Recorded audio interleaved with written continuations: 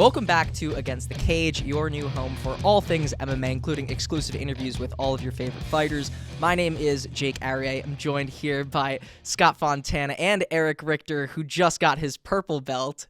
Showing it off over there. Good job, Eric.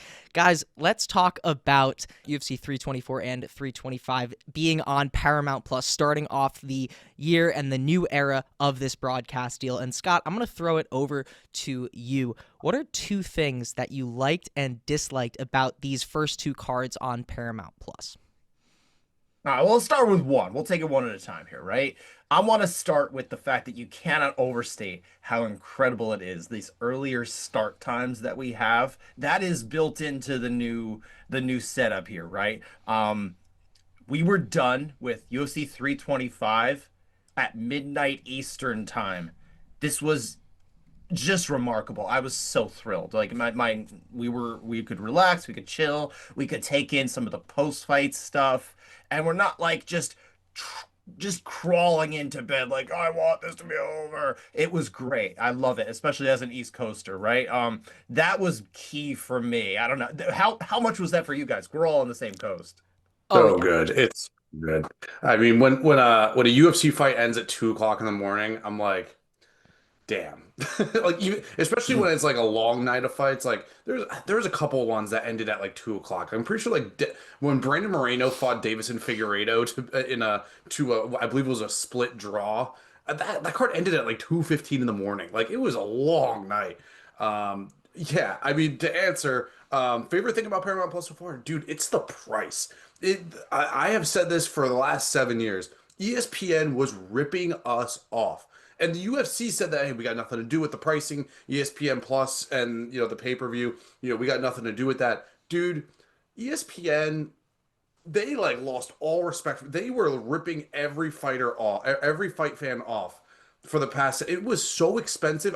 Realistically, nobody was even paying for it because it just wasn't reasonable. So for me, my biggest like so far, dude, it's still the I certainly price. was paying for it. No one's gonna come after me. Yeah, no, I hear you, but like none of my friends were. Just transparently, like I would get everyone in like my group chats would be like, "Who's got a Russian link for Yeah. fights?" Because I refuse to pay. And you know what? I get it, dude. It's hard out here. Like $1,200 to be a fight fan a year. Get out of here with that. No. Yeah, absolutely. As far as being a fellow East Coaster like yourselves, the start time at 9 p.m. was great, but also my like isn't just the time starting earlier and obviously therefore finishing earlier, but sort of compounding with that, the pacing, at least for UFC 325. And I know that there were a lot of finishes on that main card, but like it finished earlier than I thought it would. And the reason why I'm pointing that out is I feel like in the ESPN era, no matter if there were a lot of finishes or not, it felt like whatever happened, like we were going to bed at 1 a.m., 10 p.m. start, going to bed at 1 a.m., or at least like sometimes even the walkout starting at 1 a.m. I feel like this one, even with the finishes, was faster paced than I had expected. And I'm totally okay with that. I don't know what you guys thought about the pacing in there. Did you feel like it went a little bit faster, I even with the think the finishes? pacing the pacing was definitely better this weekend, this 325 than it was for 324. I think we knew that going in, right? That was part of why we withheld, our final judgments as far as what we thought of kind of the start to Paramount, right? It didn't seem fair, I think, to any of us to just say, okay, this is what one show is, that's what they're all going to be like, especially when, again, we were hearing from the UFC's production team about, hey, look, it's not always going to be like this. This is the first show. Why don't you wait until next week? And sure enough, this 325 looked a lot like what we're used to as far as the UFC's more brisk pace. It didn't feel like a boxing show where it's just like you're just waiting and waiting and waiting and way too much pomp and circumstance. I think this was good. I was happy with the pacing. Yeah, absolutely. Scott, did you have anything that you disliked about this card, or do you have another like from it? All glowing things. I'll go more into what I liked. I on the whole, I was much more positive. I'll give you my final grade in a bit. But like one of the things that I wanted to address that some people did not particularly like, especially in that first the first weekend, right? 324 was all the ads, right? They were a lot more in your face in that first one. I thought here it was a little more what we're used to as far as look, there's going to be paid promotional stuff. There's going to be all sorts of company logos and things all over the canvas. We're used to that, right? I think we're back to at least that being much more of the norm. It's less intrusive. So for me, and look, this was another thing brought up too, the fact that, if you're on the ad-free tier of Paramount Plus, like you're expecting not to see any advertisements. I think that's unfortunately that was mismanagement of expectations Yeah. on the part of many people. Yep, I 100%. I for one was expecting it to look exactly like it did, and it was fine. There was too much of the other stuff, but like as far as commercials and movie trailers and stuff like that, you're gonna see that. That's just the way it is. Yeah, as far as the ads, obviously this 325, this past card was a, much better improvement from a fan experience and like in your face. The only time, and this isn't my second gripe or just a little mini gripe, I guess you could say. There was an ad in either the co-main event or the main event, I can't remember.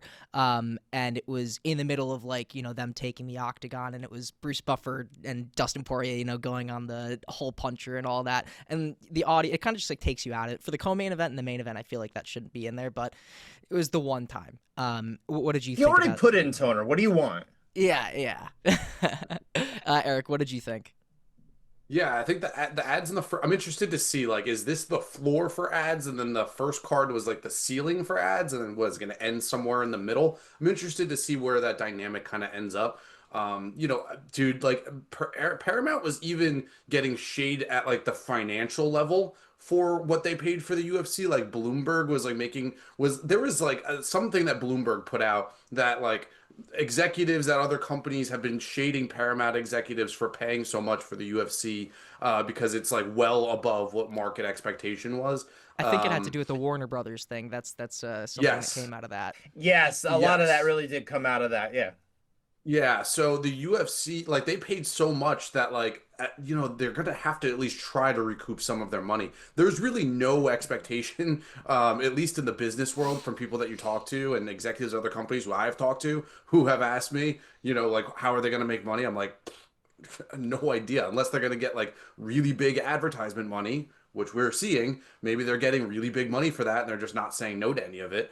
Like how are they going to make money off of it? So I have no problem with the ads. I got the lowest level tier. I've been saying on the podcast, if you want to get Paramount for super cheap, you sign up for Walmart Plus and then you get Paramount for free as a part of the subscription. Ryan Glassbeagle also pointed out on Twitter that if you have Amex, you get Walmart Plus for free. So whatever. In terms of the advertisements, I don't have any issue with them. I'm fine. I'm fine with it based on price point, and I'm happy. I got no issues with the ads. This past week was amazing. If this is what it is going forward, if UFC 325 is what it is going forward, we're killing. We're running. We're cooking with gas.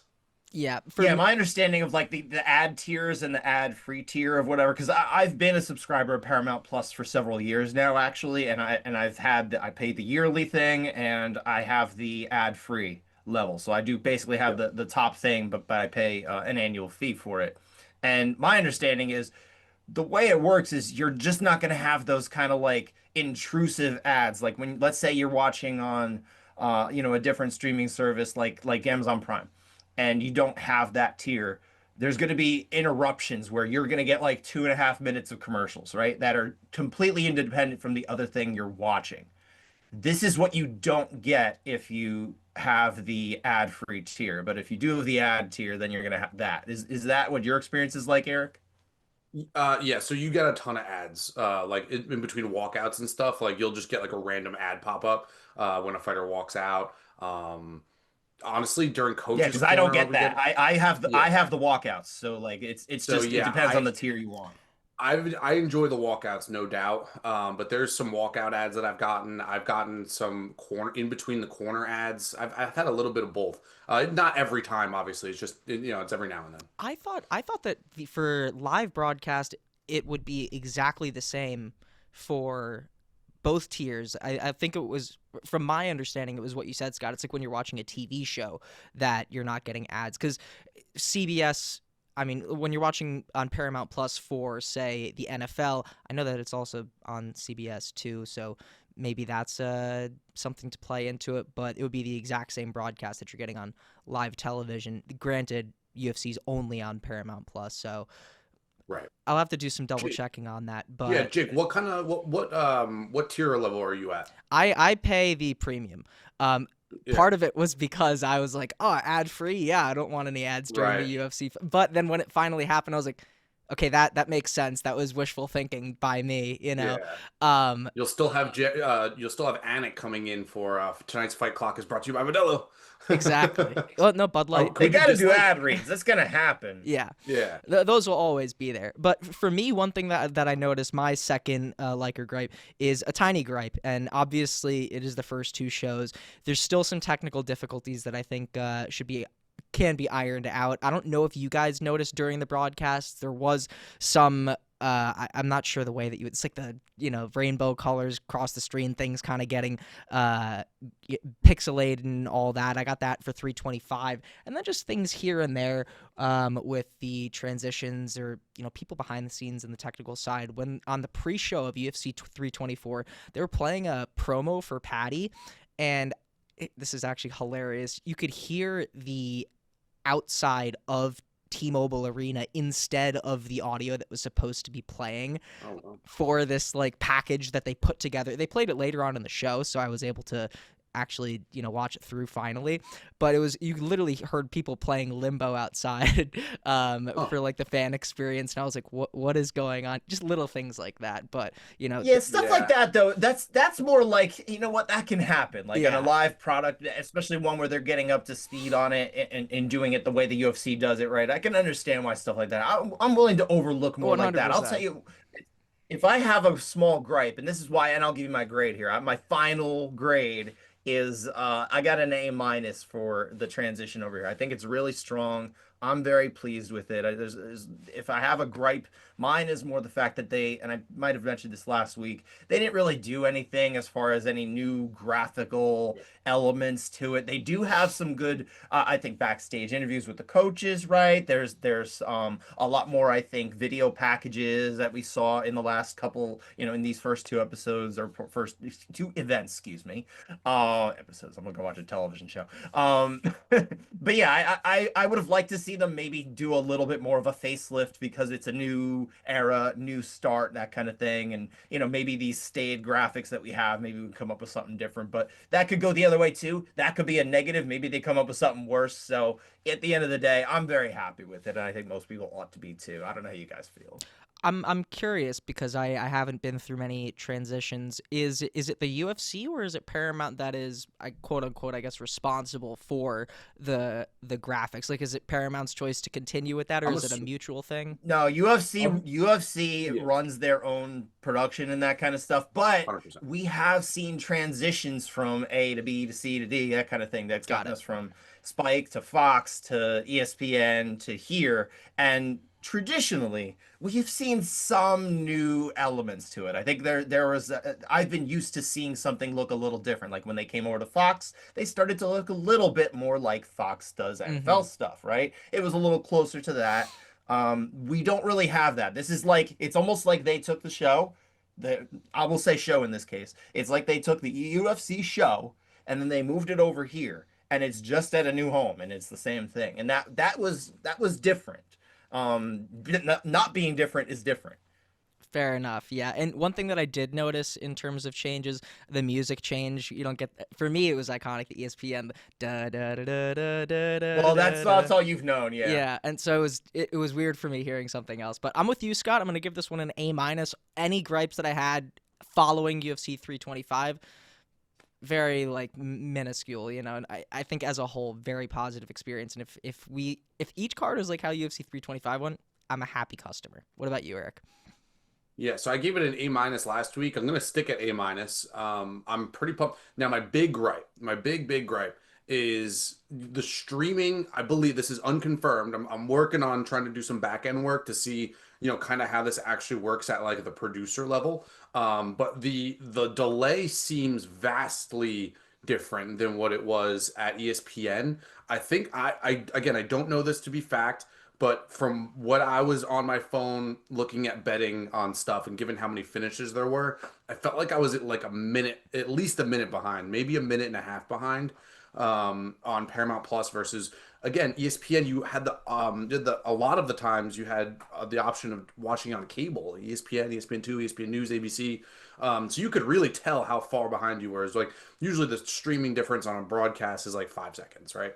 Now I have so many questions that leads me to is like how do the book and since there is no cable option, not really, how do the bookmakers deal with that? Like they're not going to be a minute behind, right, of a fight where oftentimes there's a literal audience. Do they have a bookmaker who's like for the live betting lines, like because you could bet on things that like goes to decision in the middle of a fight. You could do that. So I have so many questions about the streaming delay that we are dealing with here. I want to know how far behind we really are, and I want to know how the bookmakers are able to stay a minute ahead of everybody. Do they have somebody there at every single card, or do they have access to a different stream?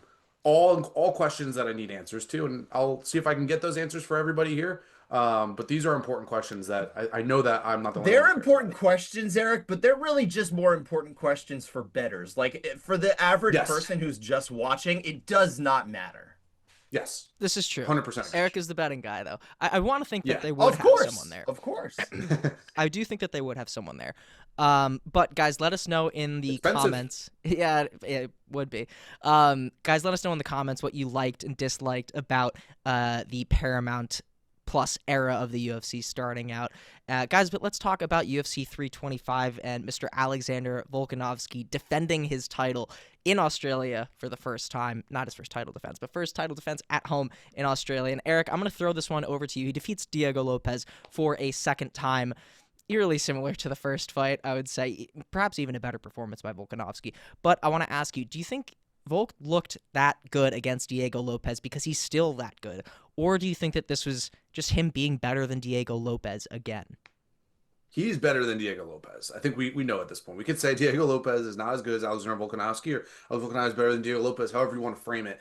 Alexander Volkanovski is a really good counter striker. We've seen that, for 2 fights now. Diego Lopes came out, did a little bit of different stuff. What I thought was most impressive about what Alexander Volkanovski did was Diego Lopes came out a little bit more with some low kicks, right? And I think we talked about that on the show. We expect him maybe to kick a little bit more, and then Scott pointed out that he'd like to see a little bit more cage push, which we arguably should have saw more of. Alexander Volkanovski checked some leg kicks in that fight that were brutal. Like Diego Lopes was throwing them, and they didn't land. Like they were hitting him, but they were hurting Diego more than they were hurting Volkanovski. Volkanovski was prepared. He was very good with the checks. I'll give you that, Eric. 100%. He was amazing with the checks. Volkanovski is so intelligent in the octagon that him technically and with his mind can get through probably a vast array of featherweight contenders just with his mind and his technical skills. Obviously, we've seen him get clipped against Diego Lopes twice, both times in this fight. Also not credited with a knockdown, Diego Lopes, which I thought was kind of nonsense, but no knockdowns credited for Diego in the second fight. I think that Alexander Volkanovski could beat a lot of opponents at featherweight with his mind and his technical skills, and I think we've seen that twice now against Diego Lopes, who is probably a better physical athlete with more power, but Volkanovski's just so cerebral. Yeah, what were your takeaways, Scott, in terms of his performance and how he stacks up against everyone else? I mean, as far as this matchup, or the original question, right? Is it because he's that good, or is he just that much better than Diego Lopes? I think it is both, but I'm going to say it's a heavier lean to it actually being the matchup just really works out well for him. Diego Lopes just does not have the tools to consistently or, realistically, without the possibility of a puncher's chance, or maybe a complete change in strategy, which he did not apply this time, of beating Alexander Volkanovski. It's just not in him. He's a good fighter. I'm not saying he's not, but he's a finished product. We're not talking about a prospect by any stretch of the imagination. He's been fighting a while. He's younger, but he's been fighting a while. So when he showed up and he looked like the same guy, except Volk was more prepared for him, that's exactly what it was. I mean, that's really what I thought was going to happen coming in. I never understood. I'm not the betting guy, right? But I never understood why the odds for either fight were so close, and especially the second one. I mean, this really should have been closer to like a minus. It should have been like a minus 250. Yep. Yeah, Yeah, I we're At on the same. least I never We're got on the that. same wavelength. You're on the same wavelength. My But best bet of the week was Volkanovski by decision.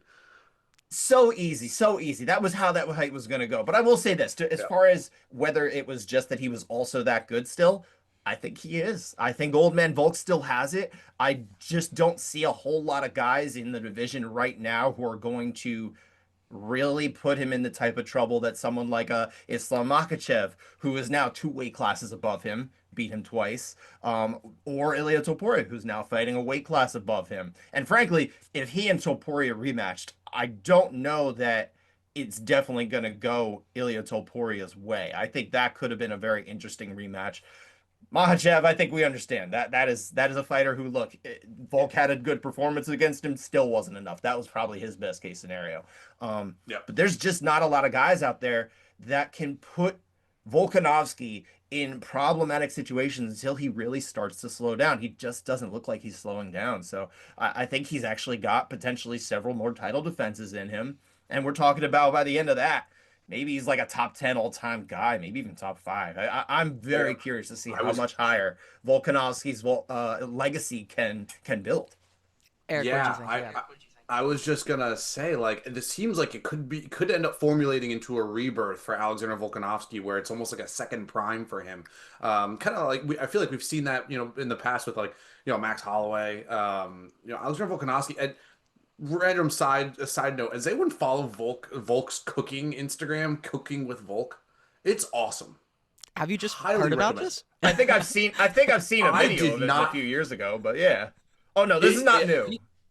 Dude, I just found it. It is hilarious. I This love it. guy is cooking on, like, in front of a campfire with, like, this little. Oh my God! And his personality is really my point. It really reigns through. He's connecting with the fighters, with fight fans at a really high level, and he's having so much success inside the octagon that I just feel like he's gonna, like, he might be like a top 3 star in the UFC now.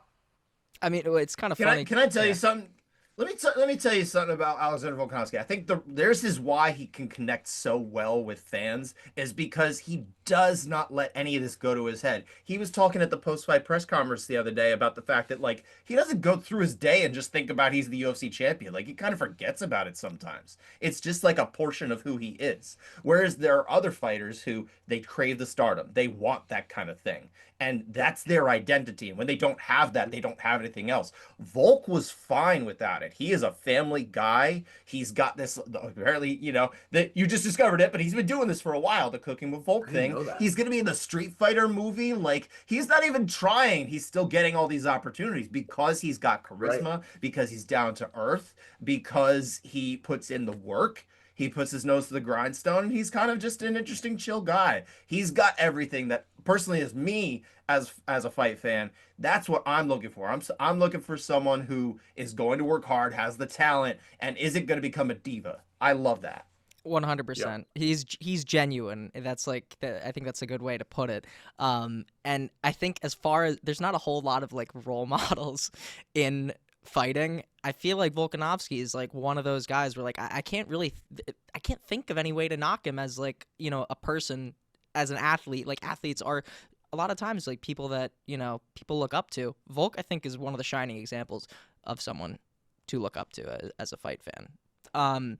One quick thing too about the post-fight press conference and the strategy of Volkanovski, just to point to it, he was like, yeah, no, I think he was saying it was circling left, and that was like kind of like the game plan, and then Diego found a really good way of like cutting it off. So then I just started circling the other way, and he didn't do anything about it, or like he didn't adjust to it. Kind of hilarious in terms of like the game plan of Diego Lopes, and like you mentioned, the checks. There was a slow-mo video that I saw on X of Volk making like very very quick checks to the leg kicks, foot landing right on the shin, and obviously that did a lot of damage. But guys, Movsar Evloev and Lerone Murphy, the two guys that we would probably and arguably agree one of them should have been in this main event instead. They have finally been booked to fight in what seems like a number one contender fight, even though they practically don't exist anymore. They're fighting in London on March 21st, and I'm going to throw this over to you, Scott.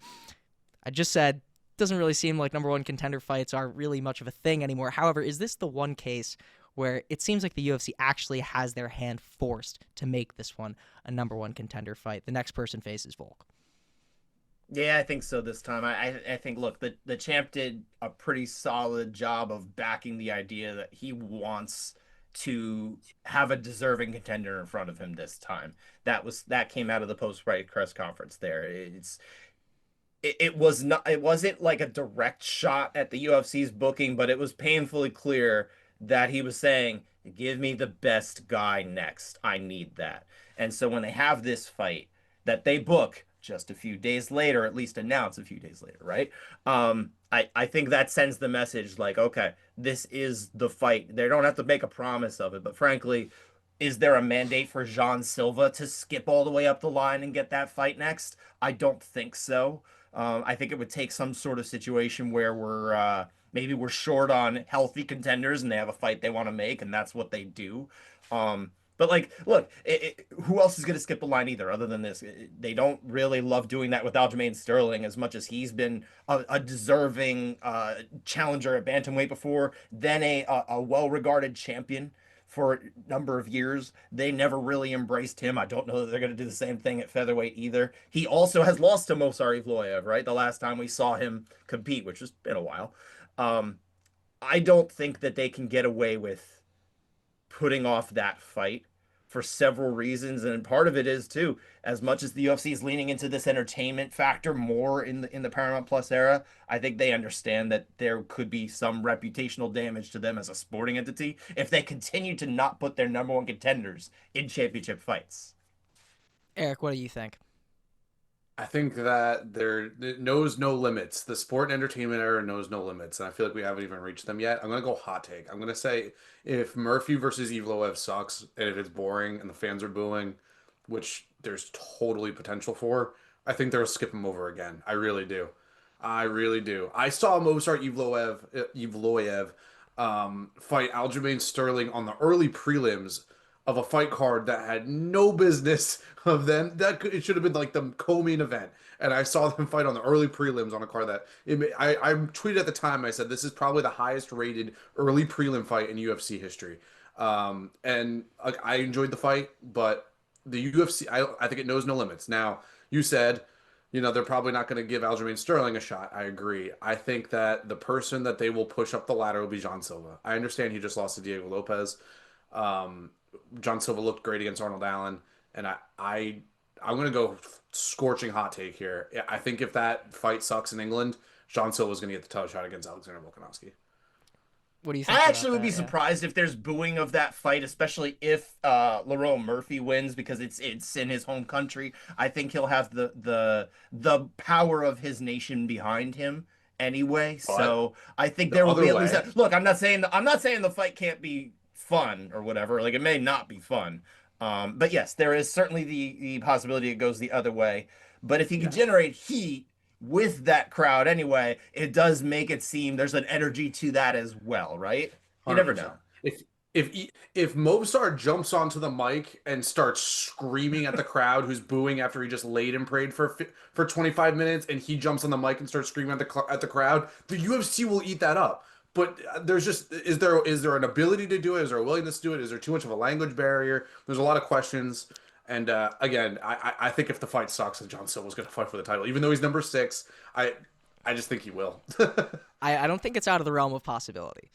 If Mofsar's I manager is wouldn't watching either. this, tell him to Get do that on at the the end. mic. Get on the mic. Get on the mic. Your life depends on it.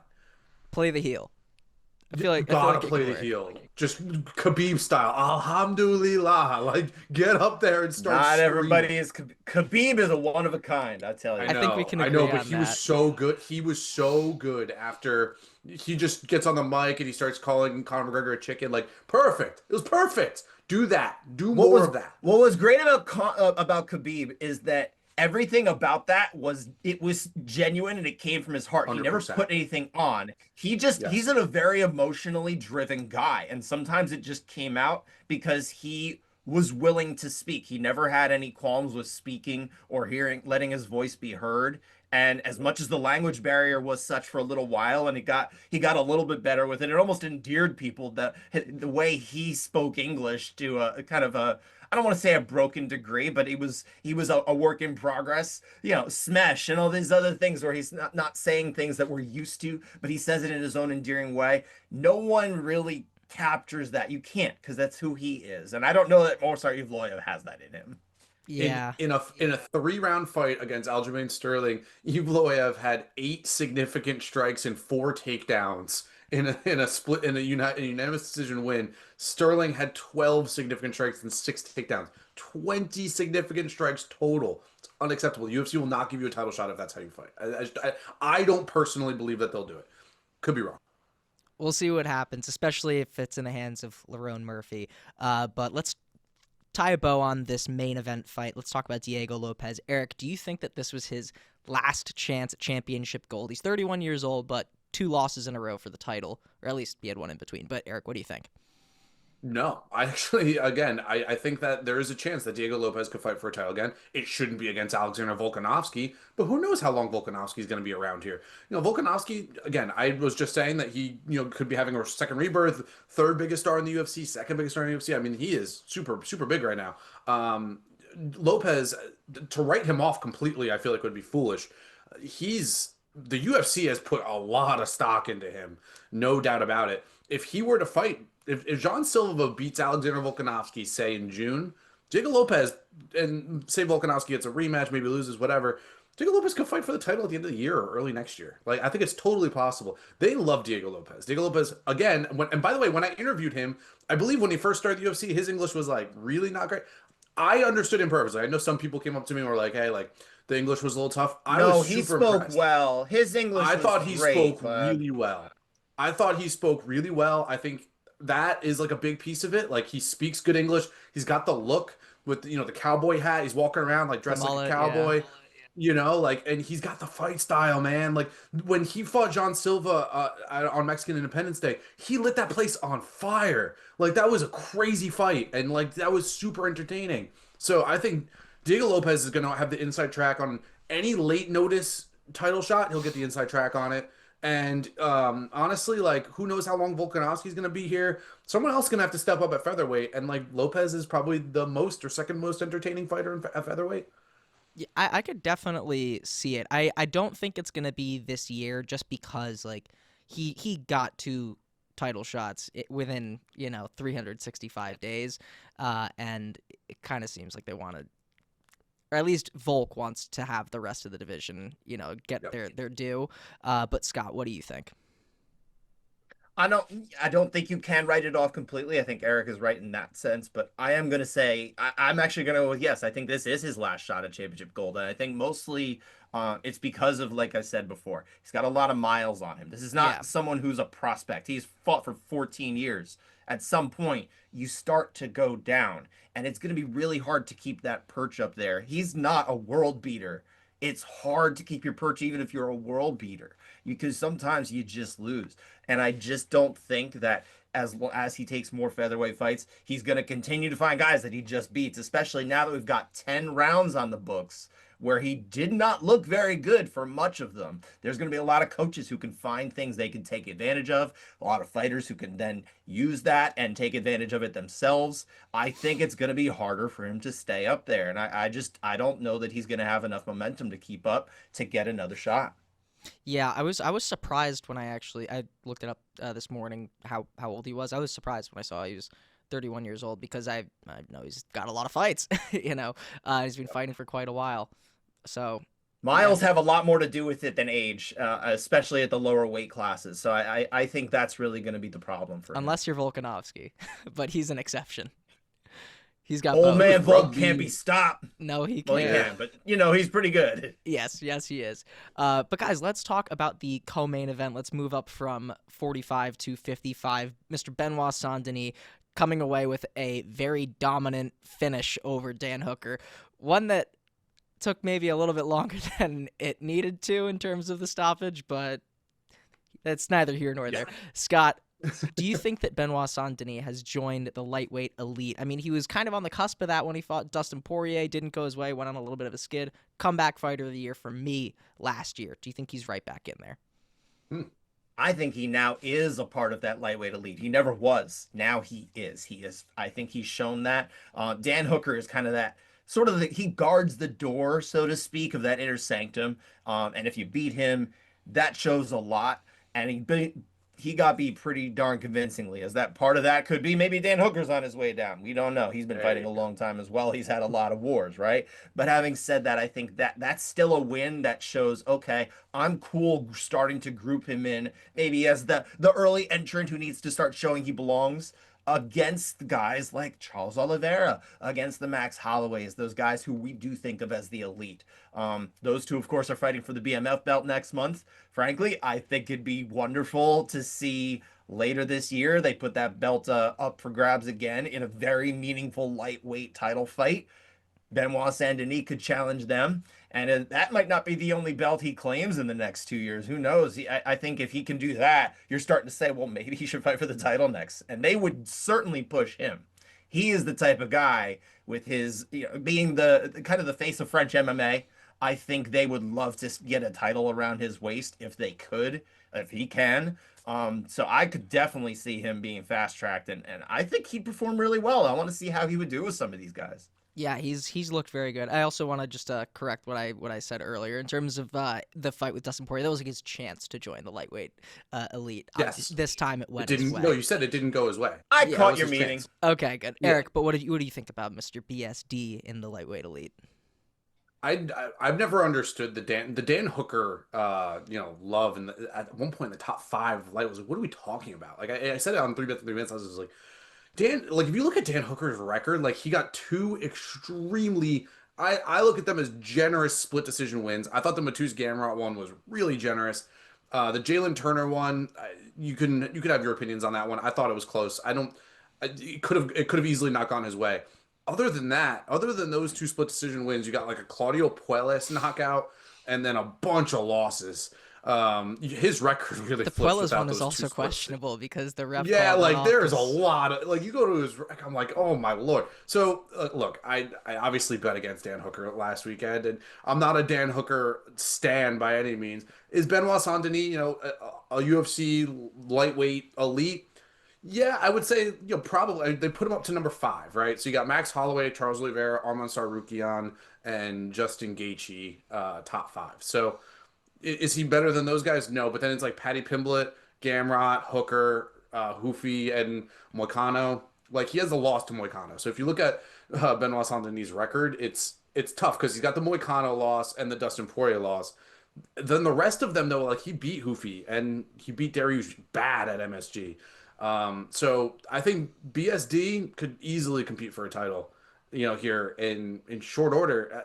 Depends on what happens. Obviously, there's a little bit of a backlog, right? Like Justin Gaethje is going to fight for the title next, we think, and then Tsarukyan, who knows? Oliveira and Holloway are going to fight for the Yes, who DMF knows? title apparently.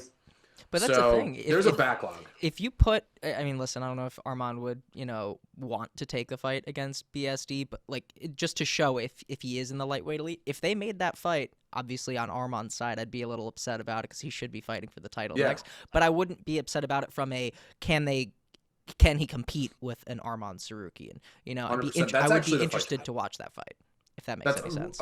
Betting. Any idea? Guess the betting line. What that would be? I don't even know. Arman would have to isn't be a favorite, but it would be like I would say like below -300. Oh, definitely below. Yeah. I put my life savings on BSD at +250. What do you got, Scott? Any idea? Just a guess? -9 million. On Arman. I don't know. But guys, let us know in the comments. I have no idea. Yeah, let us know what you thought about the main event, co-main event, the rest of the card on Paramount Plus. Guys, let's look forward to this weekend. We're back in the Apex for the first time in the Paramount era and in 2026. We got Mario Bautista taking on Vinicius Oliveira in a bantamweight showdown. 5 p.m. prelim start, 8 p.m. main card. Guys, we'll get to the event rating a little bit later, but just looking at the fights, it seems like they're really putting on a pretty good show. They got some good names on there. Eric, I'll throw it over to you because I know you love the Warehouse. Do you think that the UFC is actually trying at the Apex now? It's funny because we've been calling it the warehouse for the last year, and there's a couple things that like sometimes the UFC I'm like, do they even give a shit? Like, what are they doing? I mean, this card's fantastic. Even like the co-main event, like Amir Albazi versus Kyoji Horiguchi, dude, that's a banger, and Horiguchi really quick turnaround. So I'm excited, man. This is a fun card. Is the UFC taking it seriously? Yeah, I think so. I mean, I want to know. I don't know how much involvement Dana White has at this point. Like, he's running currently 3 fight promotions. I mean, if you want to call it power slap fighting, he's got power slap on Fridays, UFC Saturdays, and Zuffa boxing, which is definitely taking up a significant portion of his time on Sundays. Part of me is just like he has a team running everything, and he doesn't actually do anything besides maybe like negotiate some big fights, the White House card, like whatever. But overall, like this is as good as it gets, right? Like for in terms of a fight night, unless they're gonna bring back title fights for fight nights, which I've always been a fan of. I want to say that when Rafael dos Anjos lost the title to Eddie Alvarez, I'm pretty sure that was a fight night. I could be wrong, but I'm pretty sure that was a fight So night. that the Like, way that worked, Derek, was they had like 3 events in sequence. They were leading up to UFC 200. There was like I think there was a tough finale or something like that, and then there was like a fight night, and then there was that was part of a big calculated thing they did. So yes, you're right, okay, but that was a different case. I want that back. Just bring it back. I think it's better for the sport. I don't want 2 title fights on every like numbered event. I don't think it's necessary. I think you could just do like a couple women's fights that are one of them being a championship fight on a fight night card. I think that's better. That would be like, and I've been banging the drum for that for like a while, but that's what I would do. Scott, what do you make of these fights at the Apex in this weekend? Well, at least for this first card on Paramount that they have at the warehouse at the Apex, right? They're definitely putting in an effort here. Is this something that carries over? I don't know. But the headliner, look, it's not like an absolute like showstopper in terms of name value. You got Mario Bautista, Vinicius Oliveira. They have almost no name value with anyone outside of like the hardcore audience. But everyone who knows these guys knows that we're gonna have a fun fight here. This is a good fight, and it's stacked throughout. I'll get into the event rating a little bit later. Nonetheless, this is a far cry from all those Apex cards that we were getting, especially 2, 3 years ago that were essentially UFC Challenger Series, to borrow kind of the old nomenclature from Strikeforce way back in the day, right? When they had their prospect cards. This is not what that is anymore. I think we'll have a better idea though when they come back to the warehouse on April 4th, whether this card is an exception or whether this is part of like maybe that first year splash that we often see from a new broadcast deal or new TV deal, as it were. This is streaming. Maybe they're going to go big for the rest of the year. Maybe they're really just changing the way they're doing things in this new world order. I don't know. So I'm curious to see. But look, let's just enjoy it. This is a really good card. Yeah, I think it's to put a different nomenclature. It's like the honeymoon phase for Paramount and UFC right now, and they're trying to put on some good fights to start it off. And for an Apex card, solid. I mean, like you said, the main event, like it is the like archetype of what a Apex main event would be, or like a fight night main event would be, right? The rest of the depth to it, I think, is the surprising part. So, Scott, let's finally get this event rating. What do we have? Where do you think the event rating is at? When given last week was, I think, like what, a 46 or 42 or something like that. I'm trying to remember. What do you think this one is? Just ballpark it. I think we're above 25. Yeah, and 20 Okay, was what do you always think, Eric? considered above 20 was always considered good for fight nights. So I'm gonna go like what? I'm gonna 37 Guys, this is a 76. No, that's for a fight insane. night. Blows it out the What? doors, and I'll tell you exactly why. This is significantly deeper than that card we just had down under, right? That there are 13 fights on this card. So 26 fighters, 24 of them are in the top 100 at Fight Matrix. Almost everyone is a top 100 fighter. These are not Wow. Dana White Contender Series hanger-ons, right? Hmm. This is Right. fighters who belong in the UFC that we're used to seeing in the UFC. 12 of these guys are in the top 30, men and women, I should say. Top 12 top 30 fighters. We're not a lot of big names. I understand that. But man, this is so deep from a sporting perspective. This is exactly the type of thing that I want from a fight night card where they have a bunch of guys men and women who deserve to be in the UFC duking it out. And bonus, these are going to be, I think, a bunch of fun fights too. I think this is going to be a fantastic card. Yeah, I mean, I kind of agree with that. That's crazy. Save the big Is that the names. best fight night ever? Is that the best fight night ever? I don't know about. No, I'm not sure if it's the best. No. It's certainly the best fight night in a little while. Best We can put Apex that for fight we've sure. had in quite some Gotta time. be the best Apex. Yeah, but I agree with Well, your if you sentiments throw on- out the ones where they were trapped in the Apex and had no other choice, maybe, because Right. remember, we were putting on pay-per-view cards in the Apex for a little while. That's a unique thing. Yes, yeah, we don't count those ones. Wow, so that's pretty crazy. Well, 76. let's get over to PFL because they've got a card this weekend as well. Mr. Usman Nurmagomedov taking on Alfie Davis for the 155 PFL strap, which, yes, you heard correctly, PFL has a belt now. They're doing a little bit of a rebranding. We're talking about that next week. We'll get more into the weeds on that. 9 a.m. prelims, noon main card. Correct me if I'm wrong, Scott. This one's in Dubai, right? It is in Dubai. And that's going to be on ESPN Unlimited. So if you're paying the dough for that, there you go. No. But If you're paying the dough for that, you have unlimited dough. Yeah, probably. There we go. New York Post twist on that. Yeah. Let's talk about Mr. Usman Nurmagomedov with this new rebranding and all the new regime, shall we say. Can he become the new face of the PFL? Actually, I'm going to throw this one over to you, Eric, because you're box office. Do you think that he can become the new face of the PFL? I'm just gonna go like almost definitely not. I don't even know the argument for yes. And the reason I'll say that is like the opportunity passed you by when you beat Paul Hughes, but the first fight was a bad decision in my opinion. Paul Hughes won that fight, and then the second one was like not that. I mean, it was solid, but like get a finish there. And he just didn't. There wasn't enough, smack talk between him and Paul Hughes for such a big fight. And now he's gonna fight Alfie Davis. He's been outward about having 2 fights left on his contract. So that means after this fight, he will have 1 fight left.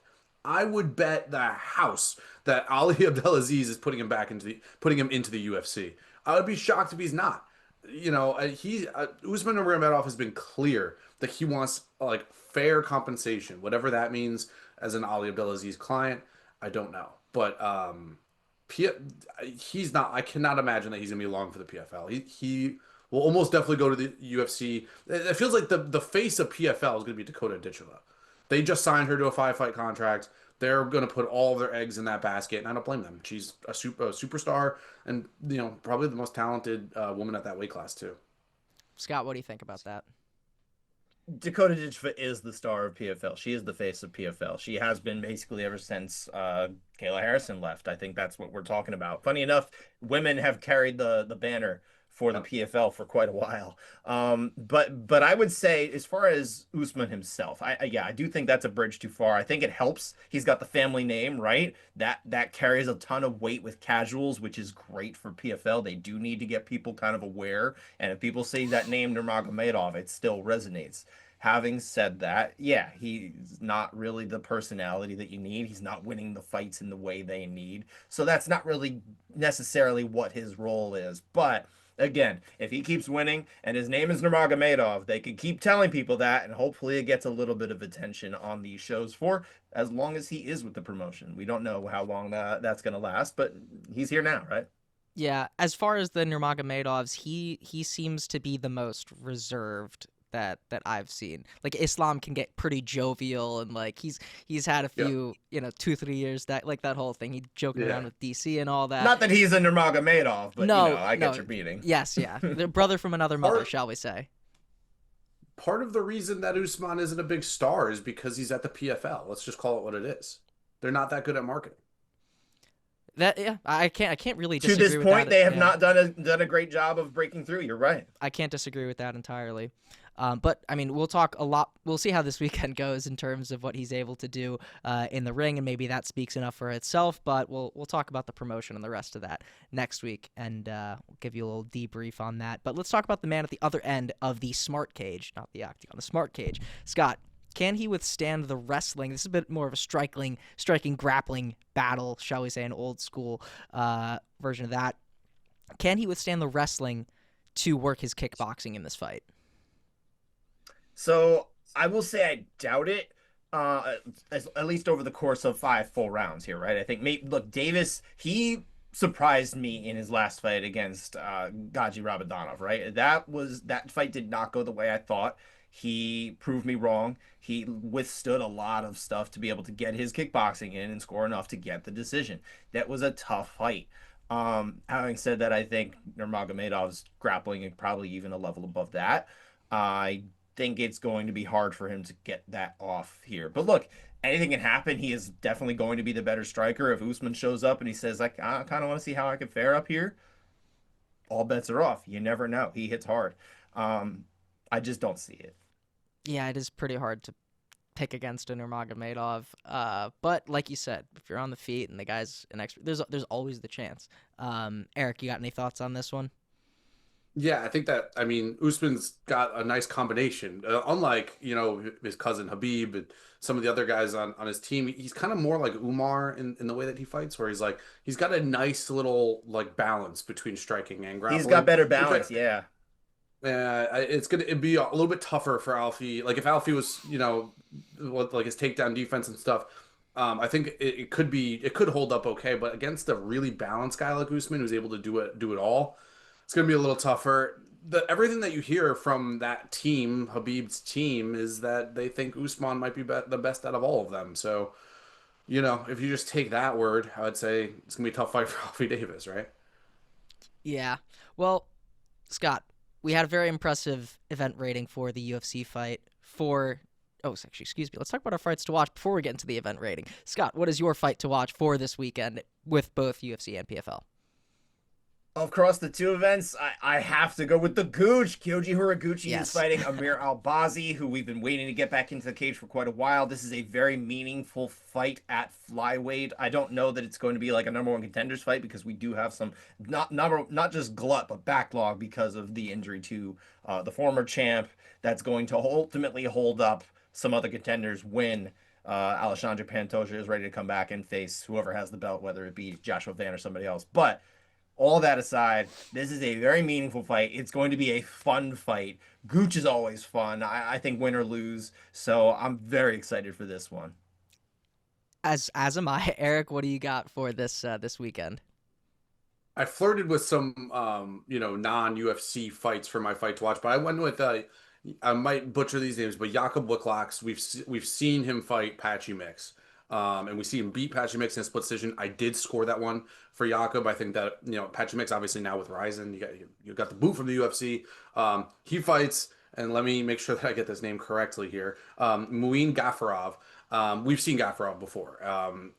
He fought Nakamura last time out, beat him by unanimous decision with a knockdown. Gafarov's not the best fighter in the world, but I think that Wiklax is someone that could definitely.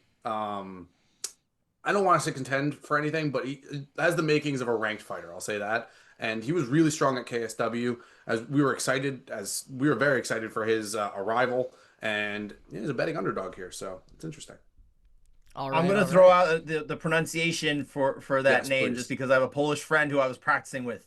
Jakob Wikłacz. Vikwatch. If you see the I L with the believe little that's the I squiggle, believe that's the way. Yes, yes. that's Okay, my thank you. whatever that L is called. I'm still learning a little bit of Polish here. No, I don't speak it, but like learning a little bit of how the things work. Yeah. And yes, I believe it's Jakob Wikłacz. Okay. Błahovic.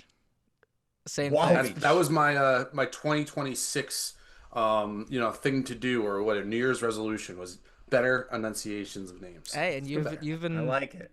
you've been hitting it. So, for me, I've got, and there's another L with the squiggly thing. Mikhail Oleksiejczuk. I definitely Yes. butchered that. Versus Marc-Andre Barriol. That is my fight to watch. For Mikhail, who's with the Fighting Nerds, he's got 4 out of 5 in terms of wins in his last 5 fights, and 4 out of 5 fights not going the distance. And Marc-Andre Barriol, he's a guy that always comes to fight. So I feel like this is going to be a good one. Not too much else to say about it, but I just think it's going to be a good one. Scott, the event rating. We had a great one for the UFC. What do we got for PFL? Yeah, I know we just picked 3 fights from the UFC, but this is actually a pretty strong PFL card. We've got a 31 rating for this event. This is a strong, strong non-UFC card. It's actually dragged down a little bit by there's like this total mismatch where the two bantamweights like deeper on the card are separated by about 800 in the rankings. It's like ridiculous. Oh my. I don't know how the fight's gonna go. I don't know how it's lined. I can just tell you that they're very far apart in ranking. Having said that, though, there are 8 fighters in the top 30 on this card. 17 out of 26 are in the top 100. This is very much high-level MMA going on throughout. It feels like kind of like a vintage Strikeforce card and maybe even a direction for the PFL. We can get more into that maybe next week. But look, and when I say Strikeforce, I understand that we do not have the cachet of the Pride veterans names that Strikeforce used to have. That's not what's going on in this current PFL here. But I think sporting wise, we have a very, very strong set of fighters that they're actually utilizing much better than they had in these champion series cards that they're doing. So it's not a skippable affair. You should watch this if you have ESPN Plus Unlimited, excuse me. Big if.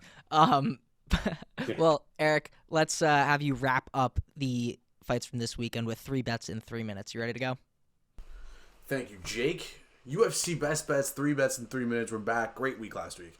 Benoit Saint-Denis by knockout plus 430, and Alexander Volkanovski by decision plus 190. Those seemed easy. We get back to profitability on the year.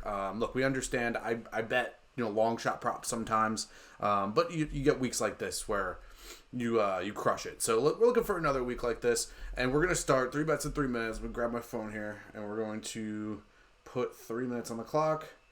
And here we go. We're going to start right on the main card. Jailton Almeida versus Rizvan Kuniev. Apologies for the pronunciation. What Jailton Almeida will not be apologizing for is his grappling.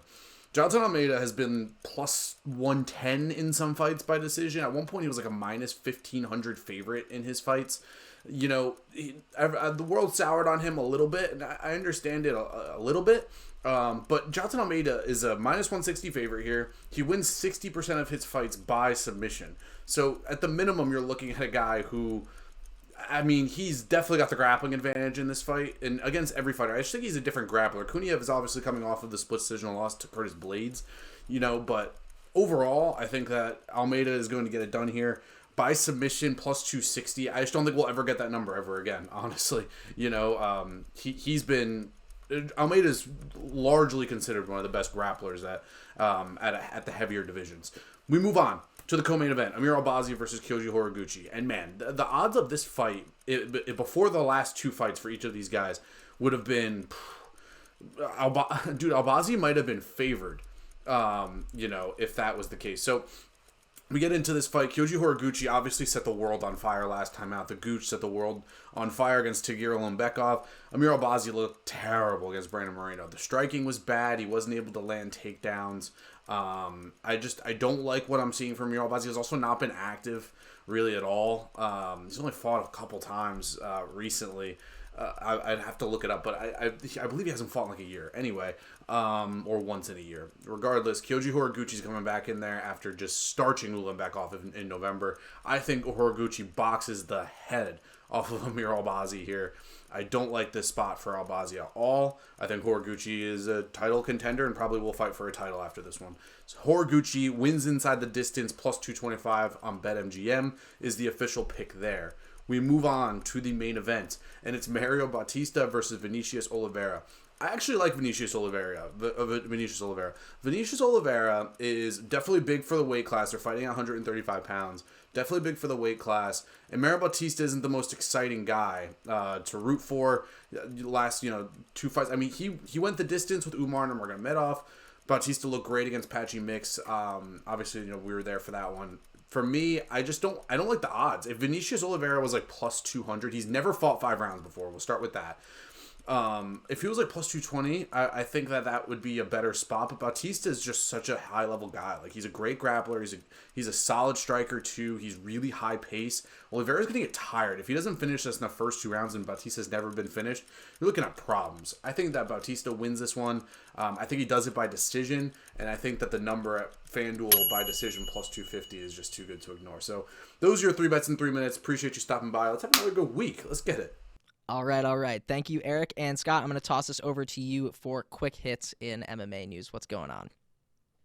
So Dana White is actually at the forefront this week. I don't know how much you've seen of this, but he was giving testimony in federal court in Nevada as part of an antitrust suit that we've seen the antitrust suit that was settled. There are still more of these working their way through their legal journeys. But he was testifying as one of many. UFC executives testifying this week confirmed under oath, and I thought this was interesting, that he no longer is involved in negotiating contracts. He made it sound like it's been many years since he even had anything to do with any fighter's contract. That I thought was fascinating, kind of piggybacking off what you said before, Eric. But there's actually a lot of meaningful stuff that came out of there. This is not the type of thing we can just do a quick hit on itself. I just figured I'd throw that out there. If you want to read more, there's certainly people covering that right now. Nolan King had a nice write-up for MMA Junkie that I would check out if I was you guys and you want to learn more about that. You can always follow guys like John Nash who are on the pulse of that as well. Back to more natural MMA, UFC news. Brandon Moreno, he's got a new opponent for UFC Mexico's headliner on February 28th. That will be Lonair Kavanaugh. We had him step in after Asum Almabayev had to withdraw. The UFC had announced that. So that's your new main event for that one. Shavkat Rakhmonov, bad news here. He suffered another knee injury, had surgery. That has forced him to postpone. He was hoping to come back to the octagon early this year. That is not going to happen. Who knows when he will be back, but we're going to have to wait a little while on that. He posted something on social media. Unfortunate news. Get well soon. Ian Gary Shavkat. Ian Gary was claiming that. People can claim what they want. What does he know? Yeah. This happened a while ago. Anyway, Robert Whittaker coming back at the UFC the next time when he comes back. He was speaking with Ariel Helwani. We don't know what his next fight is, but he's 90% sure. He says he will be at 205 pounds. So the former welterweight champion of The Ultimate Fighter, former champion at middleweight, is moving up to 205 in his next fight, almost definitely. Speaking of 205, bad news with John Jones. And this is not legal trouble like we often talk about with bad news for John Jones. This was unfortunately health related. In a video shared on social media, it sounds like he didn't necessarily intend it to go public, but he was having a conversation. He revealed that he has severe arthritis in his left hip. Eventually could lead him to a hip replacement. Says the UFC is well aware of this status. He was talking with TMZ about this afterward, and that he's still targeting fighting at the White House. So this is not something that's necessarily limiting his career. It may be limiting his choices of what he wants to do, and maybe he's a little more particular. Maybe it explains a little bit of the inactivity and some of the theories behind the way he's led his career the last few years. But that is what it is, right? That now we know that. The more you know. And lastly, we've got hopefully some better news, but maybe concerning news almost in and of itself. Maybe worse. Nick Diaz, he is now sober, which is great. But he said in an interview with the Baja Rehab Center, where I believe he'd been doing a lot of his rehab in Mexico, he is plotting a return to the cage. He's 42 years old. He has fought once in 11 years. Make of that what you will. I feel like first off, congrats to Nick Diaz. I feel like for John, like part of the reason why he's talking about the arthritis is DC is like, I want to do a wrestling match with you. Obviously, DC is like a very, very good wrestler. And I feel like John is like, I cannot stand the thought of if I could lose to DC. It's something he's like, this one, I've got arthritis. Like, that's why we're hearing about this now, Yeah. I got Nick Diaz versus Dylan Dennis. Who wins? Oh my gosh, not the fans. Let's move on to the final round, guys. Let's talk about a fight that fans did love. Thiago Alves and Martin Kampmann. First off, I will say this. Through the first, 13 minutes, I was like, wow, this is a pretty good fight. I was like, this is worthy of a watch. In terms of our homework, I was like, I get why Scott picked this one. It's like not the craziest, but it was good. My God, what a twist when Thiago Alves goes in for that takedown. Just I couldn't tell if it was just a fantastic sweep by Kampmann going for the guillotine. Maybe it was a butterfly hook. That's at least what it looked like to me. Or if it was just a mistake on Thiago Alves, he probably could have defended it a little bit better. But when that guillotine sunk in, I was like, there's literally no way. Like, that was just such a turn of events like that. Like, he was going from winning the fight surely to Martin Kampmann coming away with that guillotine and he taps. I was like, I literally threw my hands up in the air. And it's like a minute to go in the Yeah. fight. I forget if it was a Yeah. little more than a minute or a little less than a minute, but yeah, he was right at the doorstep. Yeah. Eric, what did To you me, make it of looked that? like a butterfly. To me, it looked like a butterfly sweep off of the takedown by Campman. Great. MMA at this time was so interesting because it was like everyone felt like they were well-rounded and kind of would just like go through their skill sets. Like both of them were offensive wrestling. Both of them felt like they had the advantage in wrestling. It was really interesting. Like Campman throughout the first round is shooting takedowns. Then Thiago Alves is piecing him up on the feet, goes for a takedown, gets butterfly swept and tapped. Like that's crazy. Yeah, it was crazy because in one part of the fight, Alves was just passing Campman's guard like it was nothing, and then you hear his Yep. coaches being like, "Go for the takedown." I was like, "What?" You know? Yeah, it was like bad coaching, and I have issues with. I have tons of issues with coaching in MMA. Yeah, can't have it. Can't have it. It's Yeah, interesting you bring up kind of the time period of when these fights would have been happening, right? Because it was a sport in transition, as it still kind of is, right?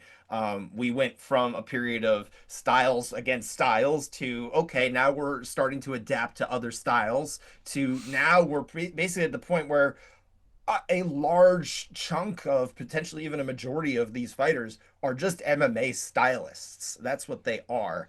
And I think the sport aesthetically might have been more fun to watch just before we got to that point when they were starting to adapt a little bit, but there wasn't that whole I'm an MMA fighter. This is my style is MMA, where you had a little bit of different skills, and I think that made fights just play out in a more interesting way than they often do nowadays. I'm not saying these fights are not fun, but I think there is an element of it's easier to expect it to be a fun fight back then than it is now. fair enough. Well, looking to see more like this one. Let us know in the comments what you thought back at home. And Scott, let's get on to the next one. What is our homework assignment for this next week? We mentioned him before, and again, well wishes to Nick Diaz in his journey of sobriety. That's great. Nick Diaz against Carlos Condit in 2012, UFC 143. This was the headliner here. Diaz was supposed to fight George St. Pierre for the undisputed welterweight title. An injury to GSP led them to make this interim fight. Condit steps in. Diaz had been Strikeforce's champion at 170 before. Condit was the final welterweight champion of the WEC. Those were kind of the two entities that were going on post Pride, adjacent to the UFC. So it was interesting that these two went against each other. Reputations for violence on both sides. Everyone was pretty happy with the consolation fight here. I think as much as they wanted to see Diaz against GSP, but also when you watch this fight, keep in mind the scoring. I'm curious how you guys will score it. Okay. I don't know Okay. if you could see there was a very big brightening up of my face. I just realized that I think the post-fight press conference is home to one of my favorite quotes from Carlos Condit. I'll save it for next week. Spinning All edge. right, I can't Well, I'm remember what excited it to is. hear So it. yeah. Spinning Oh edge. yeah, I don't know. Yeah, I love it. yeah. All right, what do we got for this week in MMA, Scott? This week in MMA, February 4th, 2012, 14 years ago, Nick Diaz versus Carlos Condit. This fight. Oh my goodness, there we go. What a twist. That's why we picked it. There you go. Twist. And obviously, there's a decent amount. There's both PFL and UFC. But if you Tons of cannot fighting. get your fill from those two, Scott, what is one This more week. fight event Two for more people to look fights. forward to? We have ACA 200. We say it every time we bring up ACA, right? This is you may have problems with watching the fight association that is associated with the Chechen dictator, or you may be okay with that and just accept the fact that ACA has some of the very best talent in the world outside of the UFC and PFL. That is what we have here. This actually has an event rating of 11. It's pretty Wow. darn good for a non-UFC, non-PFL card Yeah. here. 18 out of 34 fighters. Mind you, that's 17 bouts are top 100. 10 of these guys are top 50.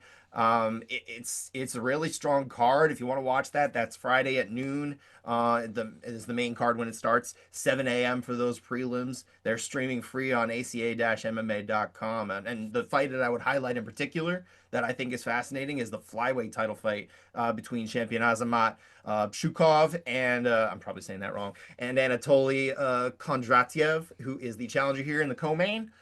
We've got basically this is almost like a ranked UFC flyweight fight, basically, with the challenger is 4 years younger at 31, but he's also an underdog here. So I'm very curious who comes out of that one. I don't know if they're just going to stick around at ACA, but potentially the winner here might not be too far away from a UFC opportunity. I'd be curious to see if that's what comes about.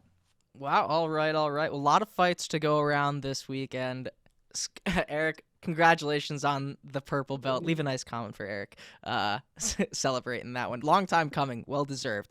Guys, it's been a pleasure as always. Enjoy watching the fights this weekend, and we will see you next week.